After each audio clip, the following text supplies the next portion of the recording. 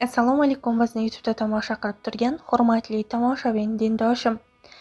Iltimos, videoroliklar kengroq tarqalishi, boshqalar ham manfaatdor bo'lishlari uchun videorolik ostiga bir dona like hamda podpisatsiya tugmachalarini bosib qoldirishni unutmang.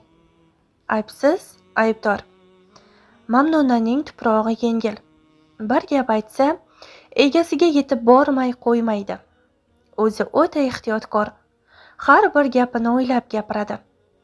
Shunday bo'lsa ham ko'pincha qiyin vaziyatga tushib qoladi. Tushgacha ishlarini saranjom qilib, keyin bozorga tushdi. Olma sotib o'tirgan bolalik o'rtog'i qizlik mahallasidagi dugonasini ko'rdi-yu, ancha gaplashib qoldi. Mamnuna deyarli uydan eshikka chiqmaydi. Dugonasi Qursiya bozorda o'tirganigami juda ko'p yangiliklardan xabardor ekan. Bir pasda ancha narsani aytib berdi. Qayni egachingni eri tashlab ketibdi-ku, dedi u tantana bilan.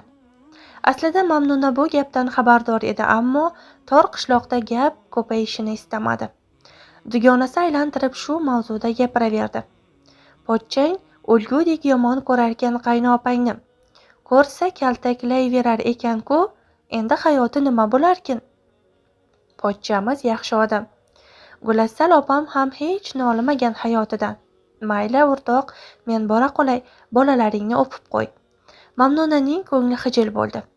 Qayoqdan ham bozorga bordi. 1-2 kun ko'ngli g'ash bo'lib yurdi. Keyin tarqab ketdi.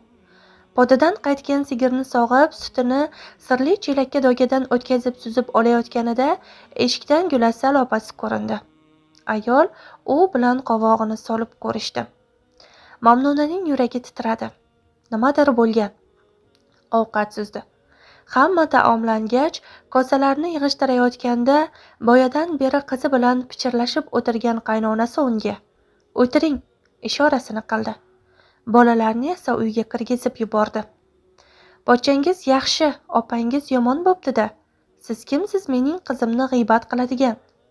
Ertaga o'g'limga aytaman, sizni ham ustingizga bittasini olib keladi. Mamnuna o'zini oqlashga gap topolmay qoldi. Boshini egdi. Ro'molining uchiga ko'z yoshini artib o'tirgan Gulassal, "Men sizni Xudoga soldim. Boshqa gapim yo'q", deb o'rnidan turib ketdi. Xuddi erining qiliqlariga kelini aybdordek eshikdan uvillab chiqib ketdi. Mamnuna aslida yomon gap gapirmagan. Qursiya uning gapini fasodga aylantirib yuborgan, boshqacha, o'zi istagandek qilib egalariga yetkazgan edi. Oradan vaqtlar o'tib Gulassalning eri qaytib keldi. Xuddi hech narsa bo'lmagandek er-xotin apoq-chapoq bo'lib ketdilar. Qiynalganda Gulassal qiynaldi. Qaynonasi har gapida ta'na dashnom qildi. O'zini aybdor sanagan ayolning qisiq bo'yni yanada qisildi. Sabr bilan vaqtning hukmidan omon o'tib oldi. 1 yil o'tib bahor kunlari ko'k olma yegisi kelib bozorga tushdi. Uning ko'ngli tusagan yangi mayda erta pishar olmalarni dugonasi sotib o'tirgan ekan. Yuzini chir burib o'tib ketdi.